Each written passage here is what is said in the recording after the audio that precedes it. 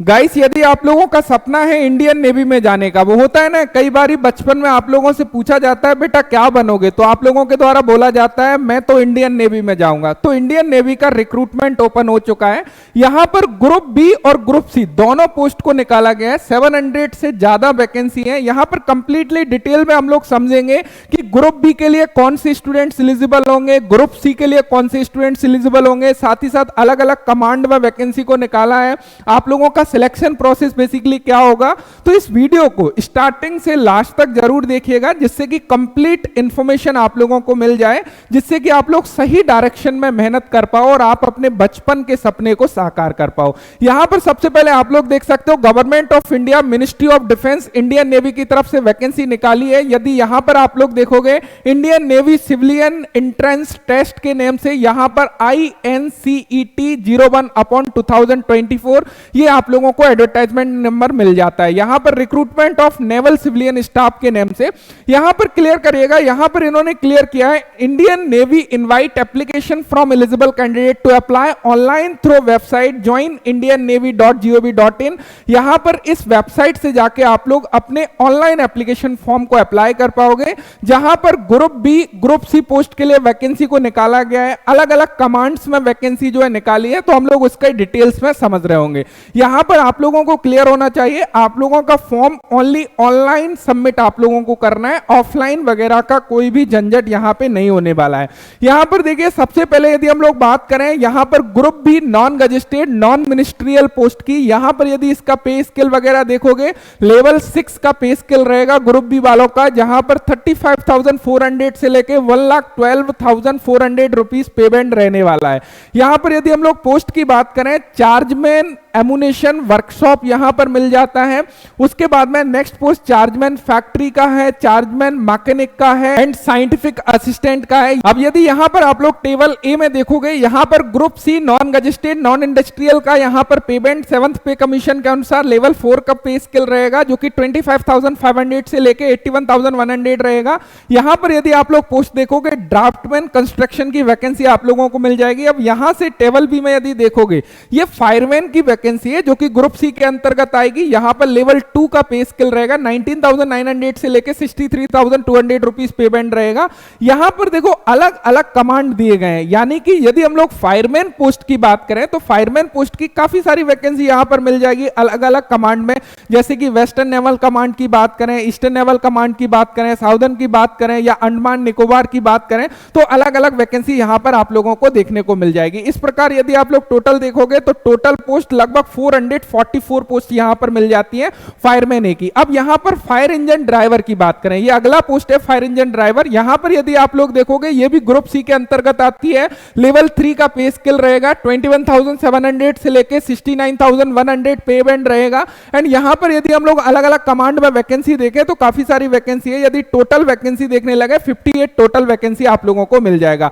अब यहां पर देखो next tradesman mate, tradesman mate वो पोस्ट है जहां पर ITI स्टूडेंट्स एलिजिबल होंगे। अभी हम लोग इन सभी का एजुकेशनल क्वालिफिकेशन देख रहे होंगे, किस पोस्ट के लिए कौन से स्टूडेंट्स एलिजिबल होंगे।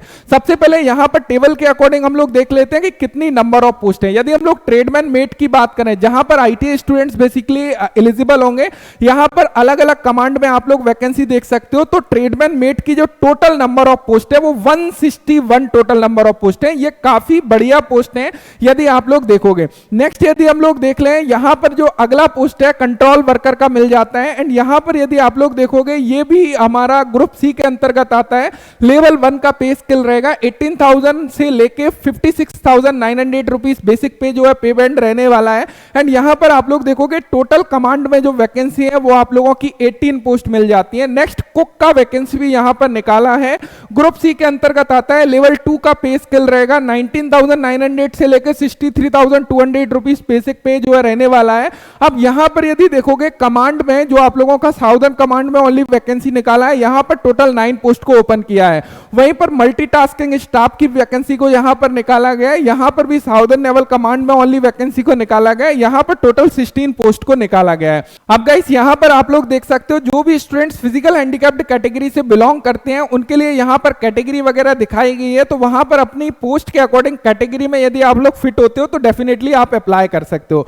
नेक्स्ट हम लोग एजुकेशनल क्वालिफिकेशन को देख लेते हैं, जो कि सबसे ज्यादा महत्वपूर्ण है। तो यहां पर हम लोगों को एजुकेशनल क्वालिफिकेशन मिल जाता है, जो कि समझना बेहद जरूरी है कि क्या एजुकेशनल क्वालिफिकेशन बेसिकली हम लोगों की रहने वाली है। लेकिन उससे पहले यदि हम लोग एज लिमिट की बात करें तो यहां पर एज लिमिट हम लोग देख लेते हैं। सबसे पहली पोस्ट की यदि हम लोग बात करें, यहां पर चार्जमैन एमुनिशन वर्कशॉप की बात करें, जिसके लिए 18 से 25 साल एज लिमिट रखी गई है। चार्जमैन मैकेनिक हो या साइंटिफिक असिस्टेंट हो, इनके लिए नॉट एग्जिस्टिंग 30 ईयर, यानी कि मैक्सिमम 30 साल से ज्यादा जो है एग्जिस्ट नहीं करना चाहिए।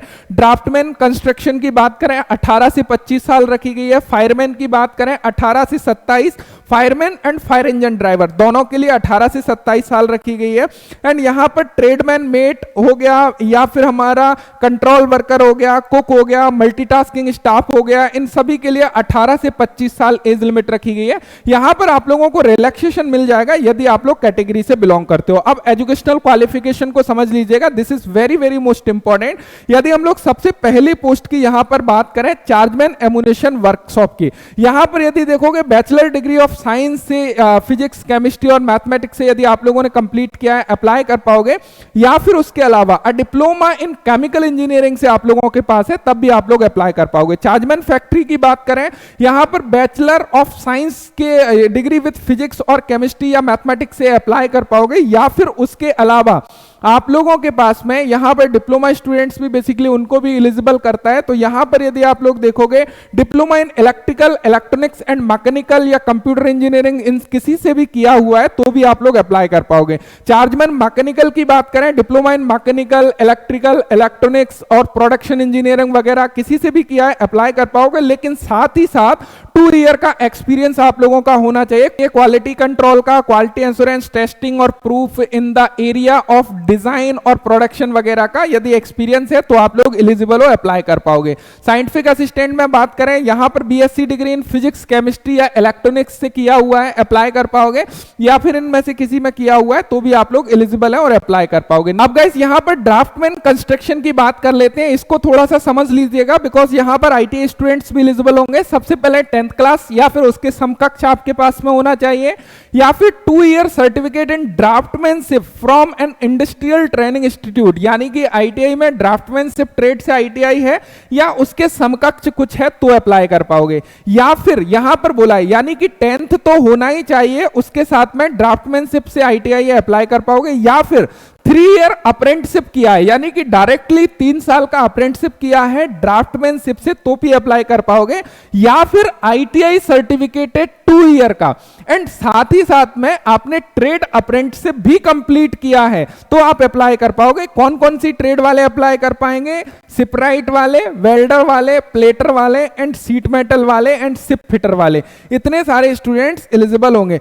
लेकिन गाइस ध्यान दीजिएगा, यहां पर सर्टिफिकेट मांगा है ऑटोकैड का, यदि ऑटोकैड का सर्टिफिकेट है जब भी आप लोग एलिजिबल होंगे इन सभी के साथ में। 3rd नंबर पर यहां पर दिया है। गाइस नेक्स्ट पोस्ट यदि फायरमैन की बात करें, यहां पर 12th क्लास पास होना चाहिए एंड फायर फाइटर का जो बेसिक कोर्स होता है वो आप लोगों का कंप्लीट होना चाहिए, तब आप लोग अप्लाई कर पाओगे। यहां पर डिजायरेबल क्वालिफिकेशन में अलग अलग चीजें दी गई हैं, जैसे कि हैवी मोटर व्हीकल लाइसेंस है तो बहुत अच्छी बात है, लेकिन फिजिकल स्टैंडर्ड आप लोगों का ये होना ही चाहिए। तो यहां पर आप लोग फिजिकल स्टैंडर्ड बेसिकली देख सकते हो कि 165 सेंटीमीटर आप लोगों की हाइट होना चाहिए, वो सारी चीजें यहां पर आप लोग देख सकते हो। चेस्ट 81.5 सेंटीमीटर होना चाहिए एंड एक्सपेंशन करके फुलाकर 85 सेंटीमीटर होना चाहिए। वेट 50 किलोग्राम्स होना चाहिए, आई जो है 6x6 की होना चाहिए। तो ये सारी चीजें हैं तो आप लोग जो है डेफिनेटली अप्लाई कर पाओगे। फायर इंजन ड्राइवर की बात करें, यहां पर भी 12th क्लास जो है कंप्लीट पास होना चाहिए एंड यहां पर heavy motor vehicle driving licence होना बेहद जरूरी है।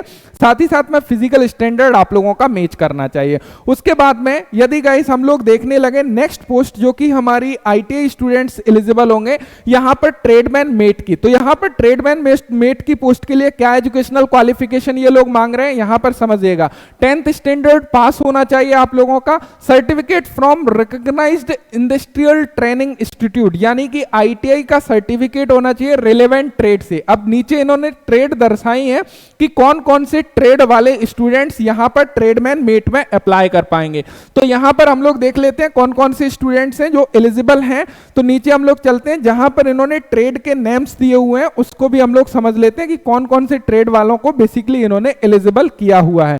तो यहां पर ट्रेड नेम आप लोगों को मिल जाते हैं, लगभग 54 ट्रेड दी गई है। तो यहां पर तो ऑलमोस्ट आईटीआई की जितनी भी ट्रेड है ना, वो सभी ट्रेड लगभग लगभग आई गई हैं। यदि आप लोग देखोगे तो यहां से आप लोगों को ट्रेड मिल जाती है, जैसे कि कारपेंटर हो गया, सिविल इंजीनियरिंग असिस्टेंट हो गया, central air condition planet mechanic हो गया। तो लगभग लगभग सारी ट्रेड है, फिटर हो गया, इलेक्ट्रोप्लेटर हो गया, मशीनिस्ट हो गया। तो यहां पर काफी सारी ट्रेड है, आप लोग देखोगे प्लम्बर वाले भी एलिजिबल हैं। तो ऑलमोस्ट सभी ट्रेड वालों को इन्होंने एलिजिबल किया है। पंप ऑपरेटर कम मैकेनिक हो गया, सर्वेयर को भी एटलीस्ट अप्लाई करने दिया है, टर्नर हो गया, वेल्डर हो गया। तो यहां पर आप लोग देख सकते हो अपनी ट्रेड को। तो यहां पर जो भी ट्रेड से यदि आप लोगों ने आईटीआई किया है, यहां पर 54 ट्रेड दी गई है। 54 ट्रेड में से किसी भी ट्रेड में आपका आईटीआई कंप्लीट है तो आप लोग ट्रेडमैन मेट के लिए अप्लाई कर सकते हो, आप लोग एलिजिबल हो। तो यहां पर ट्रेडमैन मेट में ओनली आईटीआई मांगा है, तो बहुत अच्छा अपॉर्चुनिटी है यदि आप लोगों ने आईटीआई किया हुआ है, और यहां पर डेफिनेटली आप लोग अप्लाई कर सकते हैं। नेक्स्ट अब यहां पर देखें तो यहां पर जो है कंट्रोल वर्कर के लिए ओनली 10th क्लास या फिर उसके समकक्ष होना चाहिए, एंड नॉलेज होना चाहिए हिंदी और कोई भी जो है लैंग्वेज की। यहां पर कुक की बात करें तो यहां पर भी 10th क्लास कंप्लीट हो, 1 ईयर का एक्सपीरियंस होना चाहिए, तो आप लोग अप्लाई कर पाओगे। मल्टीटास्किंग स्टाफ की बात करें, 10th क्लास कंप्लीट हो या फिर आप लोगों के पास में आईटीआई हो, अप्लाई कर पाओगे। तो यहां पर इन्होंने नेचर ऑफ ड्यूटीज के बारे में भी बताया कि बेसिकली किस पोस्ट में आप लोग अप्लाई कर रहे हो, तो वहां पर आप लोगों की ड्यूटी वगैरह क्या रहने वाली है। तो जो आप लोग जैसी पोस्ट में अप्लाई कर रहे हो, यदि मल्टीटास्किंग स्टाफ में अप्लाई कर रहे हो तो वहां पर उस प्रकार की आप लोगों की ट्रेनिंग रहेगी। यदि हम लोग ट्रेडमैन मेट की बात करें तो ट्रेडमैन मेट में बेसिकली आईटीआई स्टूडेंट्स एलिजिबल हैं, और आईटीआई की सभी ट्रेड एलिजिबल हैं। तो उसके अकॉर्डिंग काम रहेगा, जैसे कि जो फिटर टर्नर मशीनिस्ट हैं उनको प्रोडक्शन में मेंटेनेंस में देंगे, तो वो आपके ट्रेड के अकॉर्डिंग रहेगा कि आपकी किस प्रकार की आईटीआई आपने कंप्लीट करी है, उस प्रकार का वर्क नेचर बेसिकली आप लोगों का रहने वाला है। तो ये चीज यहां पर आप लोगों को क्लियर हो गई कि नेचर ऑफ ड्यूटीज बेसिकली क्या होगी। तो ये आपके उसके अकॉर्डिंग रहेगा कि आप किस पोस्ट में अप्लाई कर रहे हो। अब यहां पर सिलेक्शन मेथोडोलॉजी को समझ लीजिएगा कि बेसिकली सिलेक्शन आप लोगों का किस प्रकार होने वाला है। तो यहां पर सबसे पहले आप लोगों को क्लियर होना चाहिए आपका जो सिलेक्शन है, स्क्रीनिंग ऑफ एप्लीकेशंस में इन्होंने बताया कि Indian navy will not carry out detail security of all application received online. यानी कि जितने भी ऑनलाइन एप्लीकेशन रिसीव्ड हो रहे हैं उनको ऐसा नहीं है कि individually Indian navy personally check करे, आपके ऊपर डिपेंड करता है कि भैया आप पूरा क्राइटेरिया वगैरह मैच करना चाहिए, तो वो आप लोग देख लीजिएगा। स्कीम ऑफ एग्जामिनेशन की बात करें तो जो भी शॉर्टलिस्टेड कैंडिडेट होंगे या फिर जो एलिजिबल कैंडिडेट होंगे उनको जो है अपेयर किया जाएगा ऑनलाइन कंप्यूटर बेस्ड टेस्ट के लिए, और जो ऑनलाइन टेस्ट होगा वो इंग्लिश हिंदी दोनों लैंग्वेज में रहेगा। एंड यहां पर समझिएगा जिसके जो पार्ट रहेंगे, क्वेश्चन पेपर जो रहेगा वो टोटल 100 क्वेश्चन रहेंगे, 90 मिनट का समय मिलेगा। इसमें जनरल इंटेलिजेंस के 25 प्रश्न होंगे, जनरल अवेयरनेस के 25 प्रश्न होंगे, क्वांटिटेटिव एप्टीट्यूड के 25 प्रश्न होंगे, इंग्लिश लैंग्वेज के 25 प्रश्न होंगे। इस प्रकार टोटल 100 क्वेश्चन आप लोगों से पूछे जा रहे होंगे। अब यहां पर पूरे जो 100 क्वेश्चन है उसका डिटेल सिलेबस भी उन्होंने जो है सारा कुछ मेंशन किया है, जैसे कि यदि आप लोग किस पोस्ट के लिए अप्लाई कर रहे हो उसके अकॉर्डिंग जनरल इंटेलिजेंस कहां से पूछी जाएगी, जनरल अवेयरनेस किस टॉपिक से लिया जाएगा, क्वांटिटेटिव एप्टीट्यूड किस लेवल का रहेगा। तो सारी चीजें इन्होंने सिलेबस को डिटेल में मेंशन किया है, और ये सबसे बढ़िया बात है कि भैया हम कहां से पेपर ले रहे हैं, किस प्रकार का ले रहे हैं, आपके सामने सिलेबस है, आपके सामने पूरा का पूरा मैप है। जो एलिजिबल कैंडिडेट हैं और जो मेहनत करने वाले कैंडिडेट हैं वो उसके अकॉर्डिंग अपनी प्रिपरेशन करें, एग्जाम दें। यदि अच्छे मार्क्स लेकर आते हो, मेरिट में आते हो, तो डेफिनेटली आपके लिए जॉब जो है इंतजार कर रही है। क्लियर है। अब थोड़ा सा नेक्स्ट चीजें देखें। नेशनलिटी एंड सिटीजनशिप में इन्होंने बताया कोई भी ऑल इंडिया स्टूडेंट से अप्लाई कर सकता है, नेपाल के भूटान के स्टूडेंट्स भी अप्लाई कर सकते हैं। तो ये चीज जो है आप लोगों को क्लियर होना चाहिए। अब गाइस यहां पर यदि इंपॉर्टेंट डेट की बात करें तो यहां पर जो आप लोगों का ऑनलाइन एप्लीकेशन रजिस्ट्रेशन स्टार्ट होंगे वो 20 जुलाई 2024 से स्टार्ट होंगे, और इसकी जो रजिस्ट्रेशन की लास्ट डेट होगी वो 2 अगस्त 2024 यानी कि 2 अगस्त 2024 को रखा गया है। तो काफी कम समय बेसिकली मिलने वाला है, या हम लोग बोल सकते हैं लगभग 25 डेज के समथिंग आप लोगों को मिलने वाला है। यहां पर किस प्रकार आप लोगों को अप्लाई करना है, आप लोगों को ऑफिशियल वेबसाइट joinindiannavy.gov.in पर जाना है, वहां पर ज्वाइन नेवी पर क्लिक करना है, वे टू ज्वाइन सिविलियंस पर क्लिक करना है, एंड आप लोगों को आपका एडवर्टाइजमेंट नंबर मिल जाएगा INCET 01/2024। इस पर क्लिक करोगे तो आपका ऑनलाइन एप्लीकेशन फॉर्म जो है इंतजार कर रहा है, उसको डेफिनेटली आप लोग भर पाओगे। एडमिट कार्ड वगैरह के बारे में बताया, तो जैसे ही एडमिट कार्ड ये लोग रिलीज करेंगे, ऑफिशियल वेबसाइट को बेसिकली आप लोगों को चेक करते रहना है। आपको ध्यान रखना है आपके पास में एक वैलिड ईमेल आईडी और वैलिड मोबाइल नंबर होना चाहिए, जिससे कि फर्दर इंफॉर्मेशन जो भी होगी वो आपको मेल के जरिए या मैसेज के जरिए मिलेगी, तो वो मेल एंड मैसेज एक्टिव होना चाहिए एंड आपके पास में रहना चाहिए। तो ये चीज आई होप आप लोगों को क्लियर होना चाहिए। अब गाइस यहां पर कुछ इंपॉर्टेंट इंस्ट्रक्शन दिए गए हैं कैंडिडेट को। यहां पर क्लियरली उन्होंने मेंशन किया गया है कि आप लोगों को अपने फॉर्म को अप्लाई करने से पहले जो भी इंस्ट्रक्शन है उनको केयरफुल तरीके से पढ़ना है। स्पेशली यहां पर जो बॉक्स में इंस्ट्रक्शन दिया है उसके बारे में ये लोग बोल रहे हैं। अब यहां पर इन्होंने क्या चीज बोला है इसको ध्यान से समझिएगा। इन्होंने बेसिकली यहां पर बोला है the Indian navy will not undertake detail security of application for the eligibility and other expect at the time of online examination and other. यानी कि जब आप लोग अप्लाई कर रहे हो तो इंडिविजुअली आपका जो है एप्लीकेशन फॉर्म चेक नहीं किया जाएगा, आपकी एलिजिबिलिटी, आपकी एज लिमिट चेक नहीं किया जाएगा। ये आपको इंश्योर करना है कि आप एलिजिबल हो या फिर नहीं हो। यानी कि जब आपका डॉक्यूमेंट वेरिफिकेशन होगा, वहां पर यदि आप लोग पाए जाते हो कि आपने गलत इंफॉर्मेशन के साथ में अपने फॉर्म को फिल किया, आप उस पोस्ट के लिए एलिजिबल नहीं है, तो किसी भी समय आपकी जो पात्रता है उसको रद्द किया जा सकता है। बेसिकली आपको एग्जाम के लिए बुलाया जा रहा है, वो प्रोविजनली बुलाया जा रहा है, ये आपके भरोसे के ऊपर बुलाया जा रहा है कि आपने जो डिटेल्स हमको दी है वो आई थिंक राइट दी होगी। लेकिन यदि जांच करने पर पाया जाता है कि आपकी डिटेल्स गलत है, उस कंडीशन में आपके एप्लीकेशन फॉर्म को रिजेक्ट कर दिया जाएगा। तो इस बात का आप लोगों को विशेष ध्यान रखना है। अपने फॉर्म को जब ही अप्लाई करना है जब आप लोग एलिजिबल हो। सो गाइस मुझे उम्मीद है कि ऑल इंफॉर्मेशन आप लोगों को मिल गई होगी। फिर भी यदि कोई भी डाउट आप लोगों के माइंड में है तो डेफिनेटली नीचे कमेंट करके पूछ सकते हो, जिससे कि मैं आप लोगों का जवाब दे सकूं। So thank you so much video देखने के लिए। Thanks for watching and bye bye.